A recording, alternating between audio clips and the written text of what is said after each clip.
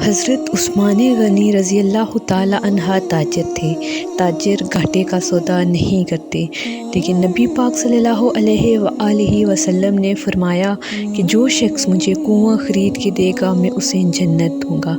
حضرت عثمان غنی کیونکہ کامیاب ترین تاجر تھے، فرماتے ہیں مجھے اللہ نے کمال دیا ہے، میں مٹی کو ہاتھ لگاتا ہوں تو سونا بن جاتی ہے، لیکن کامیاب تاجر تھے۔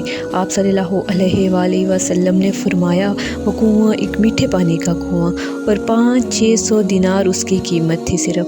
حضرت عثمان غنی یہ اور اس یہودی سے فرمانے لگے ایک دن پانی مسلمان پئیں گے، سارے لوگ پئیں گے، ایک دن تو بیچ لینا، بتا پیسے کتنے؟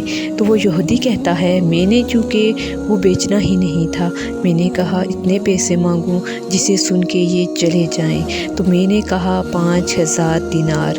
حضرت عثمان غنی رضی اللہ تعالیٰ عنہ نے جیب میں ہاتھ ڈالا اور 5000 دینار ان کے ہاتھ پر رکھ کے فرمانے لگے تو نے اپنی حیثیت کے مطابق مانگا، ورنہ مجھے تو میرے نبی نے کہا تھا کہ جنت ملے گی، تو میں نے تو 40,000 دینار اپنی جیب میں رکھے تھے۔